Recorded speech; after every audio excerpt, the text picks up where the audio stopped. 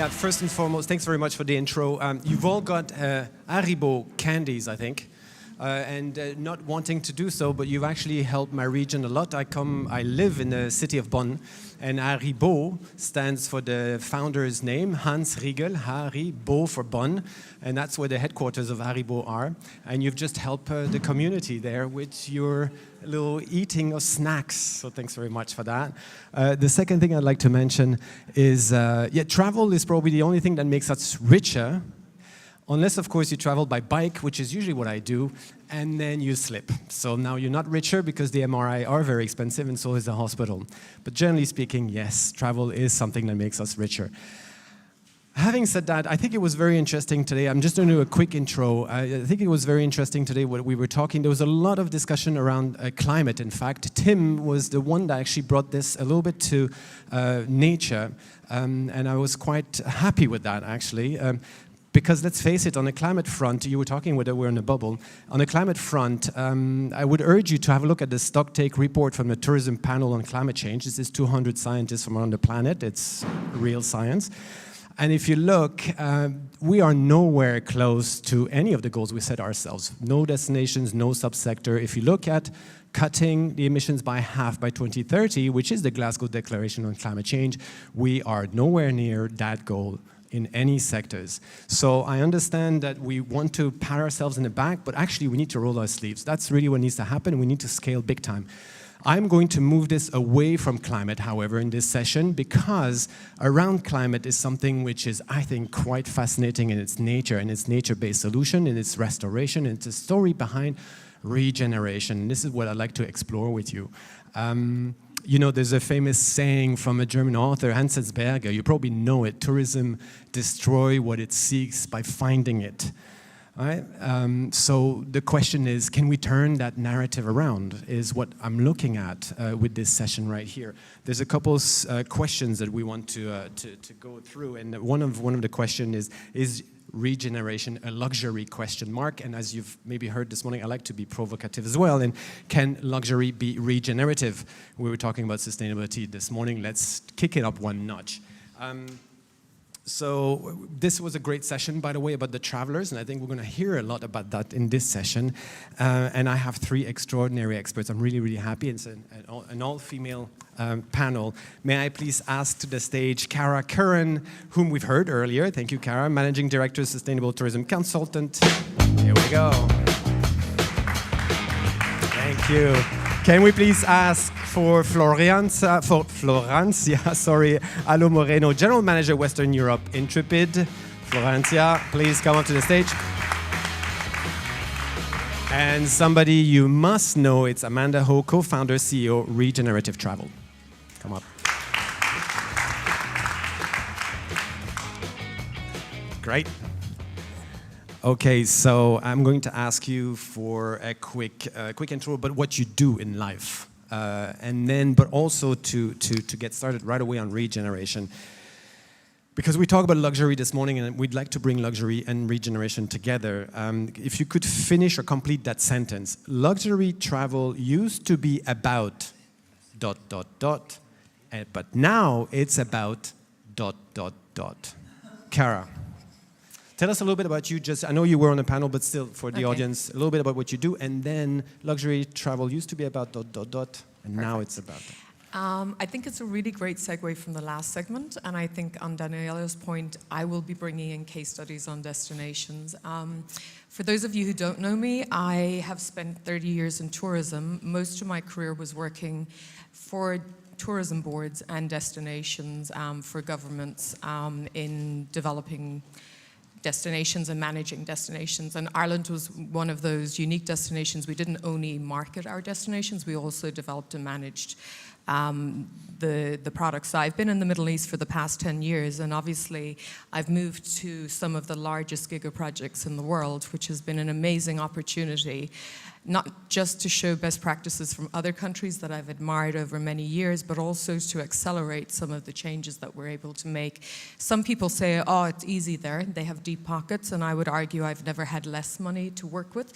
So I'd like to also deal with that bias sometimes, that it doesn't need to cost more and we can do things more effectively. On luxury, luxury used to be, is it? Yes. Okay, luxury used to be about indulgence and conspicuous consumption. But today, it's all about measurable impact, transparency, and leaving destinations better than they were. Yeah, perfect. Thank you so much. Great. Yeah, well noted. Florencia. Yeah, so I'm Florencia, and I'm the Regional General Manager for West Europe at Intrepid Travel. I'm based in Valencia, which is where we had the head office for West Europe. And I've been at Intrepid for a little bit more than, actually today is my anniversary, 3 years. But I've been working in the industry for quite a while as well, in different parts of the world, in Asia, in Latin America, and now in Europe. So to answer to your question, and from an Intrepid perspective as well, I would say that luxury travel used to be about status, about big brands, luxury in the sense of like massive, status and big brands and first-class flights, big hotels. And today we're seeing a trend into luxury actually being about experiences, about people actually trying to connect really with the communities where they're traveling with, to travel slowly, to actually get back home and be able to tell something that maybe not everybody else could see on their traveler. So it's a little bit about that exclusiveness, but from an experience perspective. Very good. Thank you. Amanda? Thank you, Willie, for having me here. It's an honor to be here in Paris. I'm Amanda Ho. I'm the co-founder and CEO of Regenerative Travel. I started my career as a journalist, actually, and a brand strategist, and ended up falling sideways into tourism. But about 9 years ago, I co-founded Regenerative Travel as an organization that really aims to, I think, transform the nature of travel. We really believe that the future of travel needs to be regenerative. I remember knocking on doors in 2018 talking about regeneration, and pretty much no one really knew what we were talking about, but now we've really grown into a global association representing hotels, tour operators, travel agents, DMCs, nonprofits, and other stakeholders that really believe in this mission. We do marketing for all of our members, really helping them communicate their impact across social and environmental work. We also do education. We have our own training program that really aims to help anyone implement regenerative principles into their operations. And we also work on events and community building for all of our members. And oh yes, last question. Yeah. Luxury, I think, really used to be about, corporate luxury. So as you mentioned before, like big brands, also exclusivity. But now it's really about, I think, boutique, independent offerings that are truly hard to find and really steeped in nature and place. this is all very nice, but I have to say that when I travel to some parts in the Middle East, I like to come back to this. There is still plenty of conspicuous consumption. I mean, the brands are there. So I like to revisit this, but before we do this, I want just to pick up on what you've just said, because at Regenerative Travel, I mean, you have been tracking what affluent travelers look for quite a few years. So what has changed since 2018 to now with those affluent travelers? What has changed in the mindset? Why has the conversation changed? Is it because we're bored with everything that we have, and so we're looking for deeper meaning? It's almost like Maslow's pyramid. You all remember this from your university days. Like we're looking somewhere on top for meaning. Is that what's happening, Amanda? I think travelers, especially since COVID, are really looking for an opportunity to be transformed. I think hotels and any hospitality provider has truly the best opportunity to really create that shift within the traveler and also the guest by getting them a little bit outside of their comfort zone. So I think that is the true opportunity in terms of luxury, to really create that experience that is authentic and immersive, and it doesn't have to be anything that's performative. I think long gone are the days of wanting to go to Kenya and have the traditional Maasai warrior dance, but it's really about something as simple as a village walk, really getting out there in the community and being welcomed by a local family or a local host. And it's really about really not commodifying any experience. Is there a base, though, for the properties that you have, a base of, I don't know, an understanding of what luxury is at the property, like a base that everyone can work with, that your luxury travelers say, I would not go to that property because it doesn't have XYZ service? Or is there a certain understanding? I understand the authenticity and so on, but is there, like, I don't know, do they need certain brands of water, or do they need salmon at their breakfast buffet? Or is there things happening like that still I mean, I think Despite the with- fact that they're looking for new meaning? I think all of our properties really are, I mean, one of our metrics is as everything to be sourced as locally as possible. So I think the true meaning of luxury is to really not have to go and even bring a Coca-Cola or orange juice if that's not available within the region. Got it. Okay, very good. So, Kara, let's turn to you because of the work that you do, which I find quite fascinating, in different continents, and you've talked about the Middle East before. So, do you see that consistent, that shift that Amanda was talking? Do you see this consistent across the globe? Or not? Or are we talking about a pocket of wealthy people that are in that frame of mind, but still we have plenty of conspicuous consumption going on nevertheless? Yeah, I think it is not universal. I think the Middle East for me is a very interesting place to be based because we have 200 nationalities. And the diversity between the motivations and drivers from all of those different segments of even the local market are very different. When we design projects, if it's for a Russian customer, it's very different to what we would offer a European. And I guess anyone that's worked in destination development and marketing previously knows that. We segment our audiences, we understand the motivations and drivers, and irrespective whether you're an English-speaking visitor, a British visitor is very different to an American visitor. You know, we look at what their needs and wants are. So I think this is, I think the US is definitely a big base for this. I think Europeans are far more conscious. I think it's different things, and I think actually Wasim mentioned some of this on the panel previously. For the Australians, the Kiwis, you know, it's something else as well. So you do have to adapt your product to the markets that you're dealing with, but I think overall we have to move rapidly. There is no longer time, and I think if I can go back one step on something, I'm going to, the Dutch and Irish are very direct people. So good. I'm going to, I guess for any of us working, you know, we've been talking sustainability and tourism technically since the Earth Summit in '92, but more so since 2002 when we had the UN Year of Ecotourism. I have done amazing work with the industry from a government perspective where in 2007, 2008, you know, we were showing the industry how to change to be more environmentally sustainable. And it was so easy when you showed them the cost-saving measures.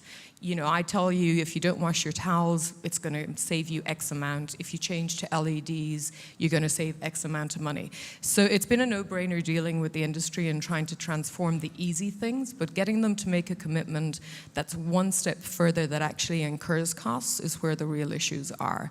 And so we really rapidly need to move now from pledges into hard data, measurable impact, and meaningful change.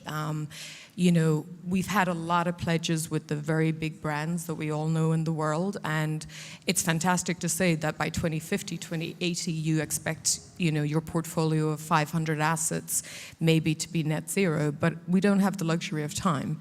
So for me, we need from immediately, you know, I think the design guidelines that we set, I know in the Middle East on the new projects I work on, we set minimum LED gold or platinum as a building standard.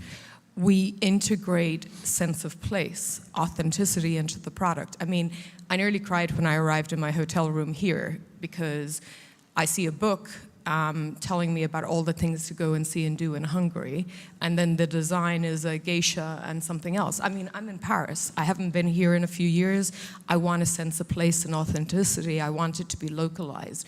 The food is amazing. I had French food. But, you know, these are considerations, and it's really important that we address these things. So. Yeah, so sometimes we're a bit stuck with our own processes. I've got a very good friend of mine who audits hotels. A lot of them are resorts on islands from the Maldives to Southeast Asia. And he's just reported to me 2 weeks ago, he says, how do we get the chains to, in their purchasing policy, to stop forcing the locals to have farmed salmon from Norway on the buffet halfway around the planet, simply because that's what they have to do, probably because that's what consumers demand, whereas there's local fish. The story goes on and on like this. It's the same way. I've got a colleague who did 6 months of research on local food in Fiji. He's a chef. He went to cook at some of the 5-star resort. He says, I've never cooked so much fish and chips my whole life. because most of the tourists we came from Australia and asked for fish and chips. So sometimes I'm just wondering to what extent we're stuck. I understand, Amanda, what you said with sort of there's a certain part of luxury that's this, but let's not kid ourselves either to the fact that there is a large portion that's perhaps, maybe they'll tell you that they're looking for authenticity and so on, but around the corner maybe I can get a burger. I don't know, No, I agree completely, but I think equally Wasim made a really good point in that. If you ask the consumer what they want, they'll go back to default. But sometimes you have to actually push that change and only give them what they don't think they want. Right. I mean, it's a bit like the Apple story. Steve Jobs said if you ask consumers, they wouldn't tell you, and so he went and did it and changed it. Right. And I think sometimes if we're really being authentic about what we were doing, you don't. I mean, this is something, the Middle East is interesting. I've worked in the Saudi, for example. I'm probably advancing going ahead here, but It's okay. a destination that was a blank canvas, which is fantastic on so many levels. Ironically, you would think a place that was never visited previously wouldn't be damaged, had no environmental impact. But what we're seeing is plastics that were washing up on pristine beaches from all around the world because these problems are global, irrespective of whether visitors have ever gone there or not. But what we have is getting that ecosystem in place, which takes time. So yes, there can be a sourcing issue at times in sourcing food to bring it into a destination. But for me, it's about being transparent about that and trying to mitigate that as much as possible and look at your supply chains, make sure that you're building using local materials, all of these things that we know, but just building them in as key indicators that we measure. All right, thanks so much, Florianza. At Intrepid, you traditionally, I guess your travelers were the more sort of conscious type of travelers, but now you're attracting actually a lot of these luxury travelers. Am I correct to say that? So again, maybe from that, are you seeing a shift as well, going in line with what Amanda was saying regarding the luxury travelers that are seeking your tours or your products? Yeah, definitely. I think that first, and going back to the definition of luxury, customers are actually choosing to come with Intrepid because they know that they will get a very different experience of what they will get on their own, or if they are searching on Google, or if they are looking into travel books, or if they will be actually traveling on their own in their countries and their destinations. So we actually do have a premium product that we call Intrepid, which could be connected to the luxury traveler. But this premium product is not because of being at a very five-star hotel or being in a very luxury service. It's more about the exclusivity of the trip and of what we are offering. So all about the experiences that they're actually going to experience when they're on the trip. In fact, year on year, we are actually seeing a 19% increase on interest in these premium trips for Intrepid customers, with Egypt, for example, being the top one destination, followed by Sri Lanka and Japan. But, at the end of the day, when we're building these trips, when we are taking travelers into the different destinations, we really try to connect them to the local community. So I think, Ara, you were saying something very interesting now about the local supply chain, about how you actually work together with the community to build this really authentic and positive impact experience for them on the trip. So it's really, when we talk about luxury for us, it's not really about the luxury traveler actually wanting this very premium product, but it's more really about what they will experience on the road, which is why they choose us, and that's how we measure that increase on demand on that 18% year over year. More about the experience that we're offering rather than being known as a luxury tour operator. Got it. Okay, let's move to regeneration because that's what you want to hear. So that traditional luxury, sort of bespoke everything, me approach, I mean, obviously that's gone down the drain to a certain extent. Amanda is actually writing a book. She's going to be coming out with this in March. And I'm writing a book. We're both writing books parallel, actually, but you're writing a chapter for my book. And it's all about regenerative tourism, regenerative hospitality, so that's all in the works. So tell us a little bit about regenerative tourism. Is there a little bit of a tension with this idea of the luxury traveler whose approach is very self-centric in many ways? I understand they want to experience it, but why do they want to experience something authentic? It comes down to them, like it's me, I want to have something, so it's me. But in regeneration, it's, if I understand this right, it's community first, it's place first. It's not about me, it's not about you. So tell us a little bit about how you deal with this tension. Tell us a little bit about how at Regenerative Travel you interpret and apply regeneration. I think it really comes back to this core principle that regeneration starts from within, all of us individually, on how we want to interact and also see the world, and also as a traveler, how we want to experience our trips. It's really about being, not extractive as a tourist, but really this idea of reciprocity, really being able to give back, learn, also be able to share your knowledge and also experience with the community itself. So I think with this mindset, it really affects how we all interact with the places that we're going to, how the tourism provider also curates and also creates the travel experience. So I think it really comes back to these core principles of whole systems thinking, which is one of the first principles of regenerative tourism itself, that everything is connected: land, people, wildlife, so everything that we do. Worms, we just saw worms. Everything is interconnected and affects one thing after another. I think we talked about honoring sense of place. So we look at architecture, working with local artisans. So that, of course, also really affects the travel experience. But then again, I think when it also really comes back to experiences itself and how that is facilitated. So I think this concept of regenerative travel, I think, everyone is, I think, criticizing or really looking at the difference between sustainability versus regeneration. But we really believe that this is a deep movement, but also conceptually in terms of a holistic practice, that it's inherently ingrained in how we want to interact and also build a travel company and experience that should be more giving back in terms of reciprocity and not just extracting. So there's something very restoring about it. Active process of renewing and restoring. Renewing, yes. Restoring. So in fact, I mean, I've been thinking about this. We all go on with sustainability, but in fact, I'm super critical. I've been writing about this for 20 years, and I find that sustainability has been really badly applied in our industry to make it the least possible worse somehow.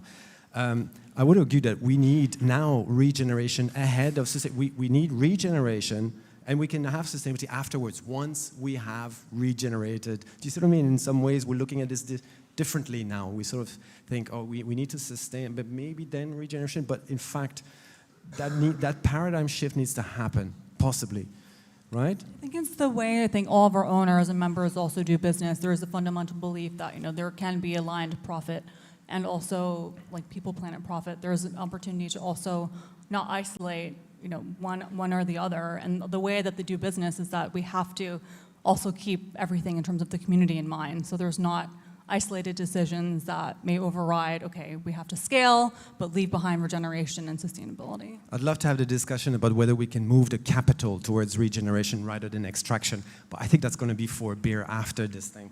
I'd like to move, Florenza, to you again. How would you then describe, along perhaps similar line, I would imagine, to Amanda, that regenerative experience?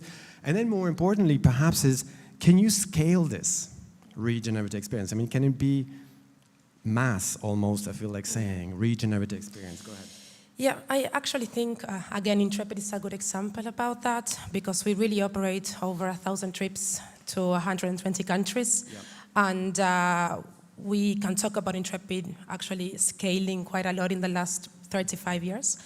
But I do feel that you need to find a balance in that. And if you do this by implementing a similar framework into every place that you're going, as a big business that's expanding, I think it's possible to actually ensure that you are respecting the regenerative experiences and travel within the destination. So just to give a few examples, when we go into a new destination or when we are developing a new trip for a country that we are already operating trips, we really take that community-first approach. We think, how can we actually come into this destination and do really something good for this destination? We talk to tourism boards, we talk to local NGOs, we work with local suppliers. In fact, 87% of our suppliers globally are locally owned. So we really try to make sure that the community is involved in every single step that we're doing when we enter into a new destination. And this is like the framework that we implement in every country that we go. when I started at Intrepid, I was in charge of developing Europe, West Europe. And 2 years ago, I opened the office in Spain. This year, I'm opening the one in Italy. And we are growing quite quickly. We are coming to France in just a few years, next year probably. So when you do this and when you're growing and expanding, you just have to make sure that the community is a key element of your plan, of your business plan. And one really good way to actually do this is that when you're entering into a new destination, in the case of Intrepid, for example, again, we ensure that we have a local team. So in every destination that we go, we have a local team, someone that already understands the values, the culture, respects the local country, you know what to do, what you cannot do. So already having that helps you to actually respect that community, and you make sure that entering into that community is actually creating both parts are winning. The local community, the business, but as well the travelers, because they're going to get something that they probably won't be able to get on their own again. So I think it's possible to scale, but you definitely need a good framework that you can implement in the destinations, but always ensuring that you put the local community first and the destination first. Are you worried about the authenticity claims? I mean, there's a lot of businesses now that provides authentic whatever. Is it the same worry that you have with sustainability claims, like authentic this, authentic that? But isn't that in the eye of the beholder a little bit, this authenticity? I just don't know how to get around it. I'm just really worried. Same for regenerative, by the way, as we know, about the claims around authenticity. Yeah, absolutely. And I think that word is used very frequently and lightly, And I think it's good to define that, same as with luxury. I think you need to define that depending on the travelers and what you're doing in the business as well. But I do really believe that there is definitely a way of actually being able to put together these authentic experiences for the travelers. You just have to, as I've mentioned earlier, make sure that you're doing this in collaboration with the local community. Because if you just come from the outside and you want to do it, it's not going to work. It's not going to work. So regenerative claims, since you're traveling the world and you work with all those hotels and so on, are there red flags for you that you see right away of a company that claims to be regenerative and then you say, oof? Yeah, I mean, I'm not going to be calling out any individual examples, perhaps. but there are many. I mean, as I said earlier, there was very high-profile cases that you all are aware of in the media where mistakes were made by OTAs or others in terms of how they gave green certification and other things, and I think they're really making up for that now and doing a fantastic job in really being more robust in interrogating whether these individual businesses are really doing something in a meaningful way. And I think we can't lose track. I mean, I'm of the view and been around long enough to have heard all of the multiple new terms, and it can be a distraction. And even now within the academia, there isn't consensus about what regeneration is. I think it's really important that we always balance all of the triple bottom line approach to what we're doing, because yes, the community should be the fundamental stakeholders and absolutely endorse everything that's happening and be co-creators in what they're doing, but we can't lose sight of the environmental impact or the importance of money. I mean, at the end of the day, we need that money to reinvest in the destinations where we are. I think for me, why it's scalable, I guess my focus for as long as possible, I mean for 20 years really, has been how do we use technology to really advance in a credible way what we're doing. And there's so many effective solutions that enable us to do that at scale. I would say, arguably, to be truly regenerative, it's much easier in a rural setting. Outside of urban areas, you can have a greater impact in terms of what you're doing. I think that's going to be something that we'll have to look in the context when we talk about the principles of regenerative, what that looks like from an urban perspective. But I think anyone that is going in and master planning a greenfield or a brownfield site today has to be really rigorous from the scientific analysis before you ever do. And there were really great examples yesterday that it would be parallel with what we've done from the French examples. The master planning, the planning that goes into some of these destinations takes 10 years before you ever put a foot on the ground. When I worked on Expo 2020, for example, the World Fair, we were very conscious of the mistakes that mega events had and the non-legacy aspects. You know, I was really pleased to see on the news the day I arrived that the Winter Olympics, the accommodation that they're building, has already been earmarked to be used for student accommodation post the Winter Olympics here in France. So this is where that legacy piece in an urban context is really, you know, a good metric as an indicator of what you can do. But when we look at nature-based solutions, that's much easier in non-urban locations. We heard this morning, what you can't measure, you cannot manage. Famous quote, I think, from Drucker, or I don't remember. Yes, we've heard that. So I want to pick this up because in regeneration, Amanda, you said systems thinking, and if you think about natural systems, measurements, I mean, you don't measure, animals don't measure themselves. You kill the animal measuring the animals. So in systems thinking, so how do we go about measuring our progress? I mean, we know that operators want the metrics and the KPIs, and the owners want to see a return, the travelers want to see impact. So all of that screams measurement, screams in some ways standardization and KPIs. Is that how regeneration is going to go down the line? Do we need this, or are we too stuck in our thinking when we actually needs to be systems thinking approach? I don't know who wants to pick this up. Amanda, do you want to go for it?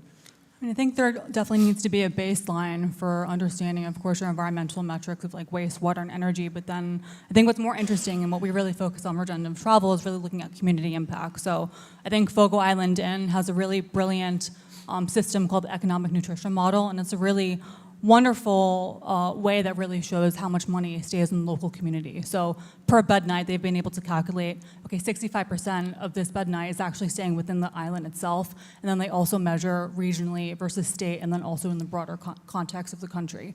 So I think as a traveler, that's what I would want to know. Am I supporting a business that's international, and I'm traveling to India, and then the money is, you know, being sent elsewhere?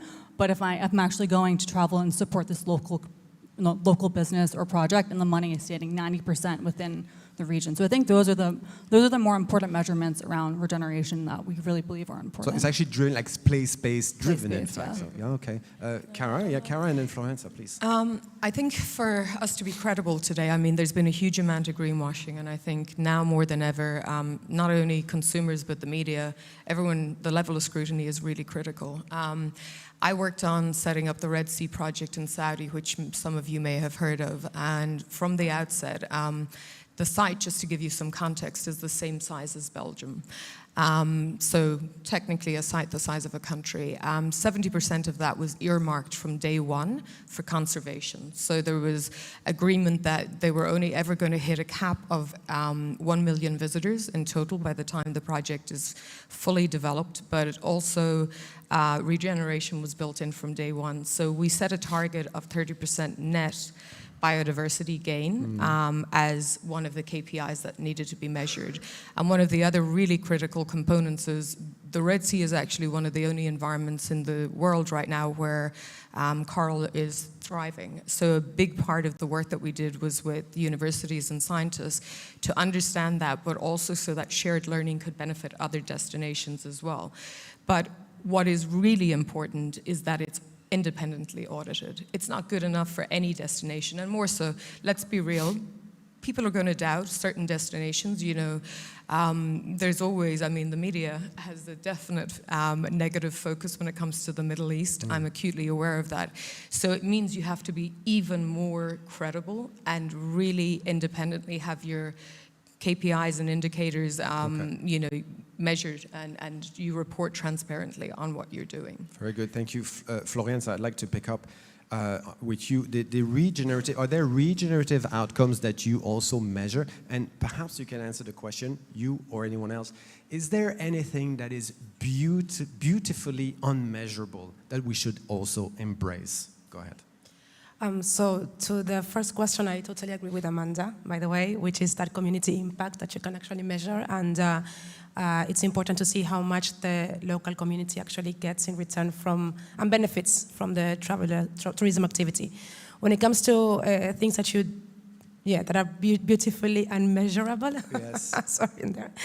I would give 2 examples. I think the first one, it's definitely, you know, you cannot measure the pride that a tour guide or a tour leader actually feel when they are sharing their stories to travelers that come from all over the world, and they are, they're feeling so proud of their country and having this, audience listening to them. So that's something that you will never measure, and I think it's beautiful because it's what actually keeps the tour leaders and the tour guides continue loving their job.